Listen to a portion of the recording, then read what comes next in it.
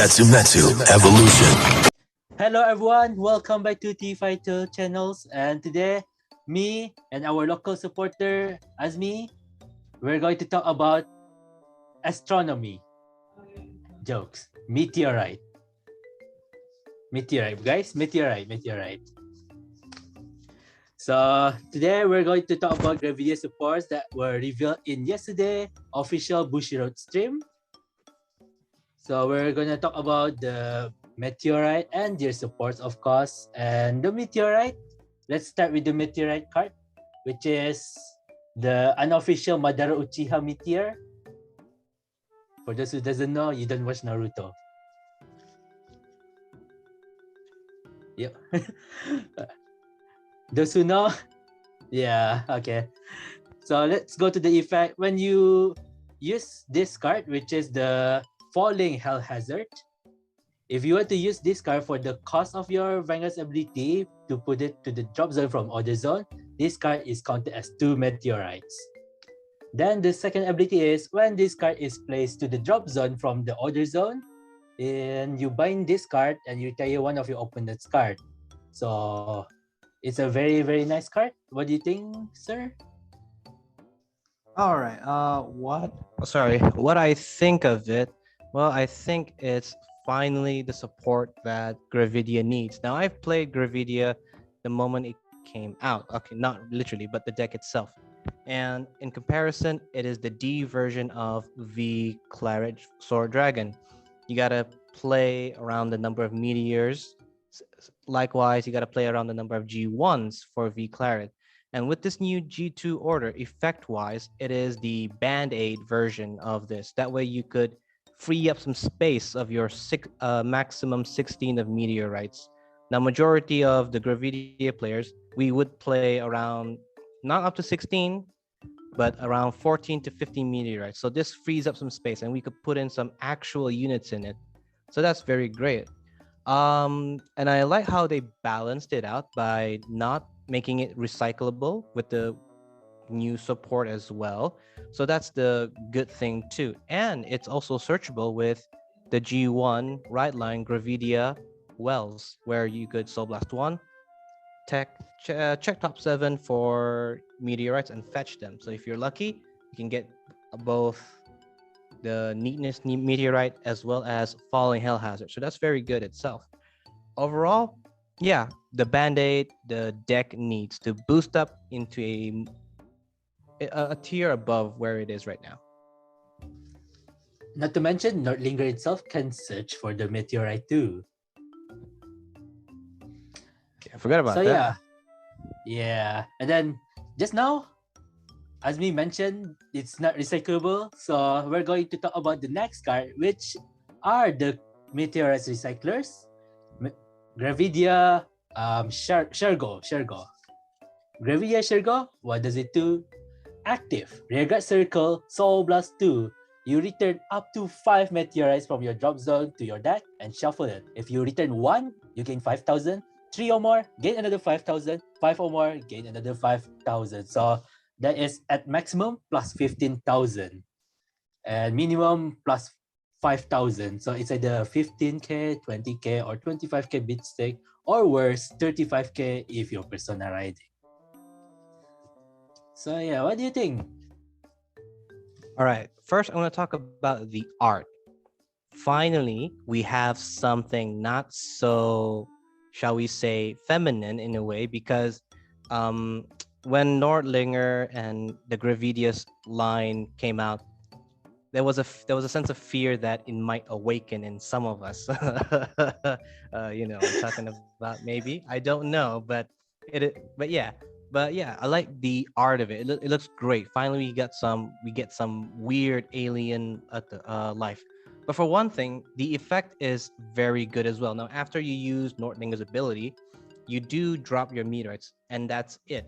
So we predicted that either we get support based on the number of meteorites in the drop zone, or we do something about it. And this card definitely solves one part of the problem, and that is refilling back ammo for Nordlinger, which is definitely dope, man. I mean, and also Soul. Soul is a one thing that is a not used resource in Gravidia. So with a lot of the support using Soul, it's kind of very good too. And the fact that it could power itself up by putting back number of meteorites, as Azhar stated, yeah, you could potentially swing for 25k on its on her own, which is good. Persona right, 35k.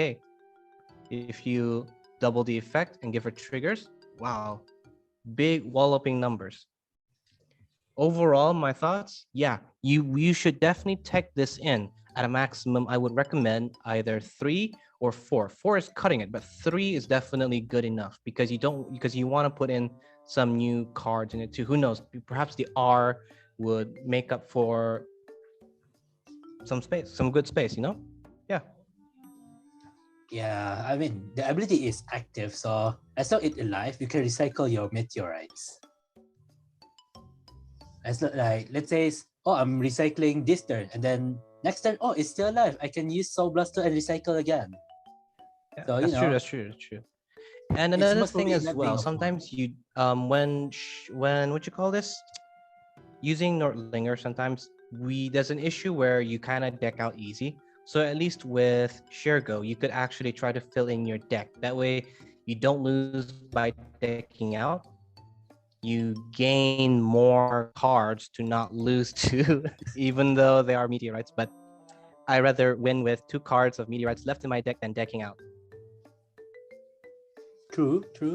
Like, I mean, although it recycles, it also decreases the chances of Gravidia's third ability to be more useful. You know, the draft check trigger part. But either way, I rather, lose by 6 damage rather than deck out. Yeah. And then let's talk about the next card, which is similar to this card, but not 100% similar. So, Gravidia Baku Birito. So, what does it do?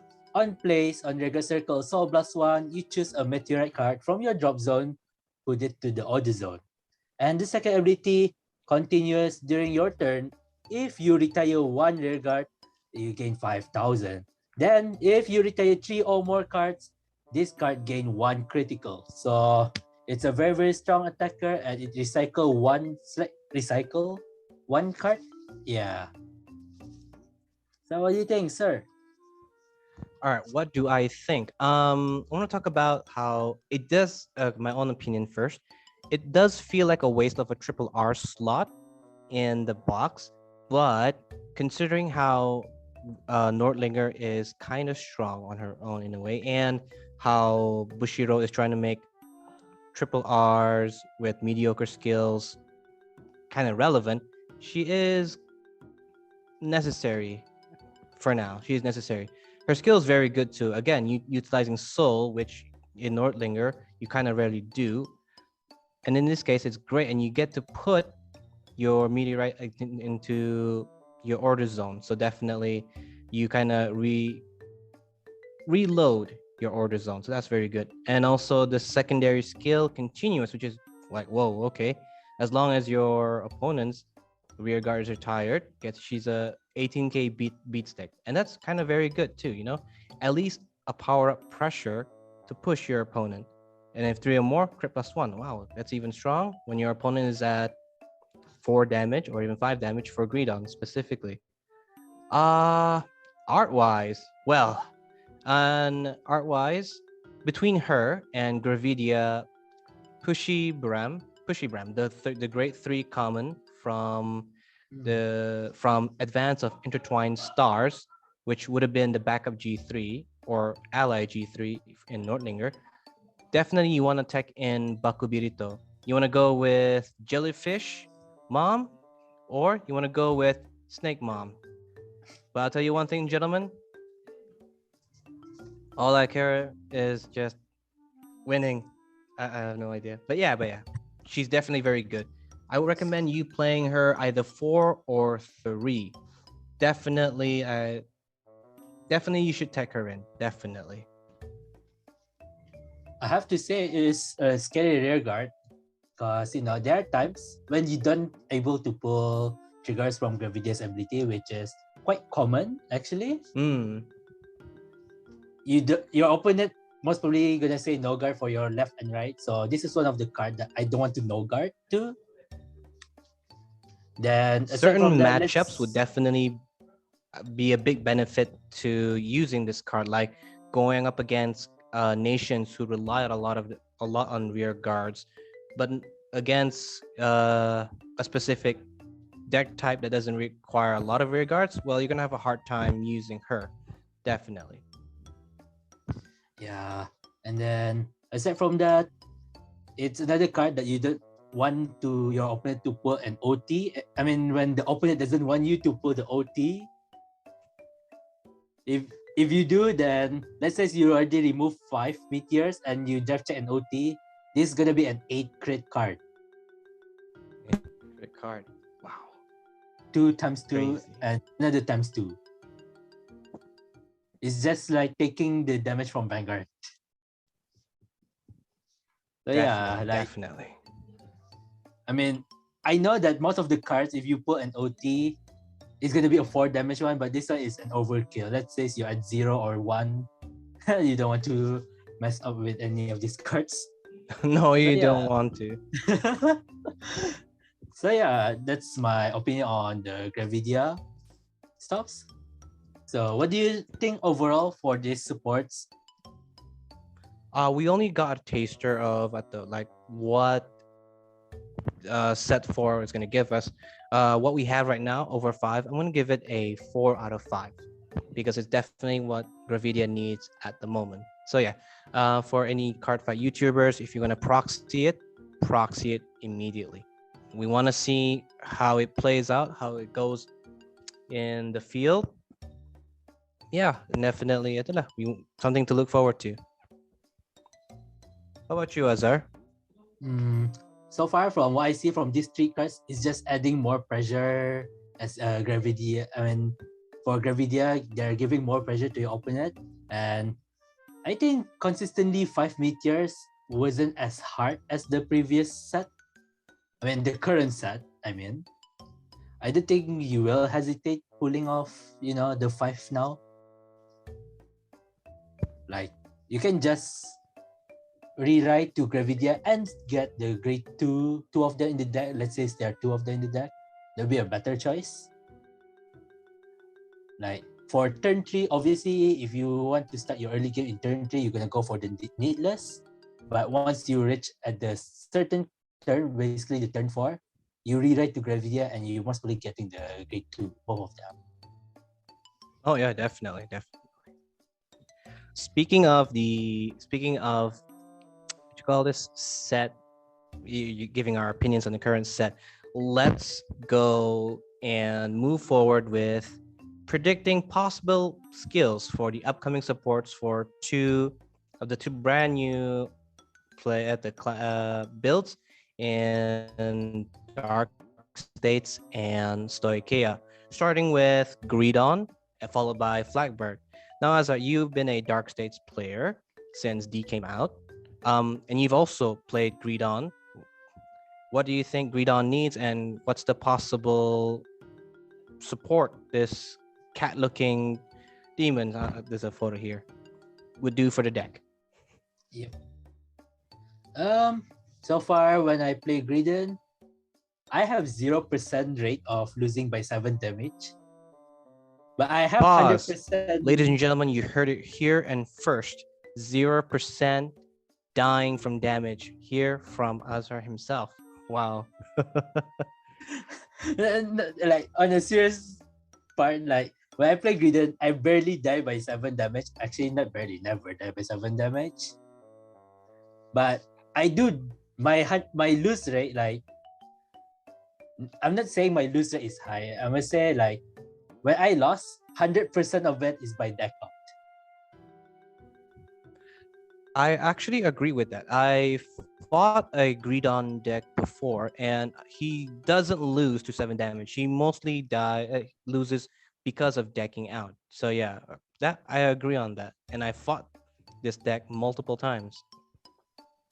So I think, like, when it comes to pressure, yes, it does have the Vanguard pressure, but honestly, when you compare it with the current Keter Century, I mean the current Bastion with Regrel, Greedon is basically a slightly nerfed Bastion Regrel.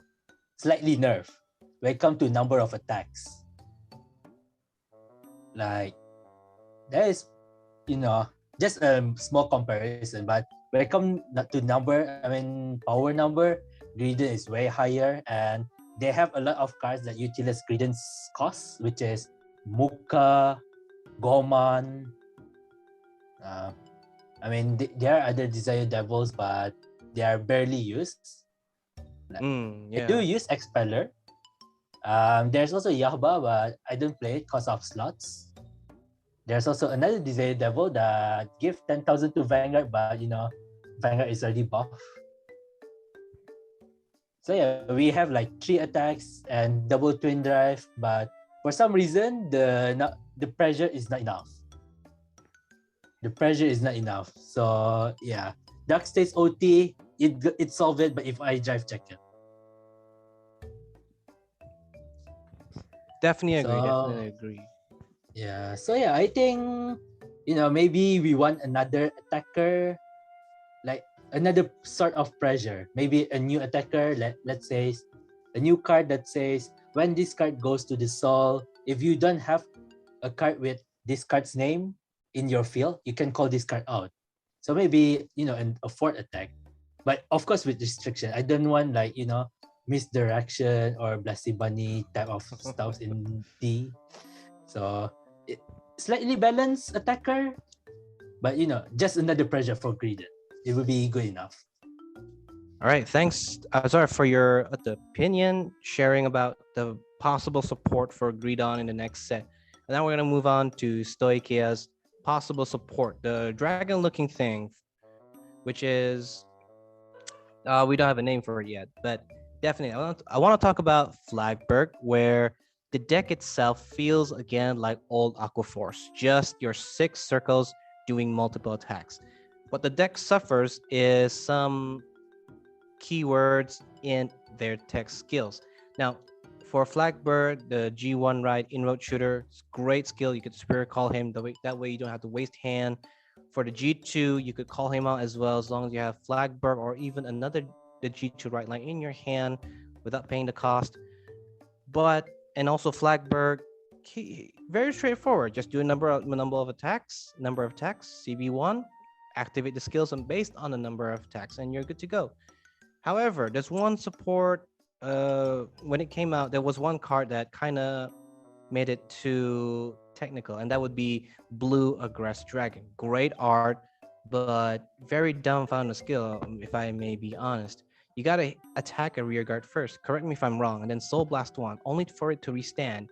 And you can't use this in a Magnolia deck because its skill is only specific, can only proc if you have Flagburg.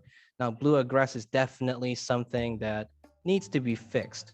Hopefully, this new dragon, I believe, would be something to give Flagburg more resources, because I played with Flagburg and you do kind of waste on Soul, you do kind of waste on CB, especially against nations or deck types that could build a lot of hands. So kind of denies you that any other multi-attacking deck. So if you get a defensive trigger from your opponent, kind of sucks. So hopefully, perhaps this new support would perhaps deny a damage trigger like that. Not sure if it applies to over trigger, so correct me if I'm wrong there, audience. Yeah, why don't you put it in your comments and what you think about it. Yeah, definitely that. Not so keen about switching around, because kind of it will just bring back old Aquaforce, too old Aquaforce, and we don't want that. We're gonna move into the future, ladies and gentlemen. So definitely, yeah. Hopefully, it's a defensive denying kind of card. Yeah. So far, I think the maximum attacks is around 5 or 6, right? I would actually get off 5 4 would be like the max, depending on which deck matchup I'm going up against. If it's going against Greedon, then blue aggress is useless because Greedon doesn't have any rear guards to attack. Blue aggress doesn't have a rear guard to attack. So you're left with the G2 right line. I forgot his name. I'm very sorry about this. Yeah, but yeah, so it would eat a lot of CB. So that's the main issue at the moment as well. Hopefully this new card won't eat up any resource. It just requires the number of attacks for its skill to proc continuously, that kind of thing, to make it balanced. Yeah, like actually, since I don't play, I don't know what to say, but from what I can tell is like the maximum is around 5 or 6. But then if your maximum is 5 attacks, right? Your Vanguard is the last attacker. So where's the trigger are going to? Exactly. So that's a problem there too. About Flagburg, because kind of weird if you play fronts. Draws kind of like not so bad, but yeah, draw is more like the optimal alternative for Flagburg. Yeah. But then like let's say your Vanguard is the last attack where the trigger goes to, but then you have this standing rear guards, but you are unable to make full use of this standing rear guards because your Vanguard gonna attack at least the mid last or the last card attacker. So yeah, I don't really know about this deck much, but I was wondering, are they actually using the triggers fully? Well, as I said before, only time will tell. We just gotta wait for future reveals from the official Bushiroad streams. And speaking of time, I think we've already met our time in delivering what we want to talk about and in also sharing our thoughts about it. So for the viewers for T-Fighters, please, why don't you share your opinions and your thoughts about possible effects of the upcoming supports for not just for Greedon, Flagburg, or even Nordlinger. What about the other cards as well? Who knows? Perhaps your prediction might come true, just like one of the members of T-Fighters' prediction with Falling Hell Hazard, having the meteor counted as 2, which is like, wow, amazing. Yeah. So yeah, I think that's all we're going to talk about for tonight's stream. And then, we have 14 more unknown super rares left, so we're going to talk about in the future. So yeah, thank you, Azmi, for joining us. Pleasure to be here. And again, thank you everyone for watching. Like and subscribe. It's been a while I didn't make this video. Thank you for watching. Subscribe and share. Click on the bell notification. Yeah. And see you on next video. See ya.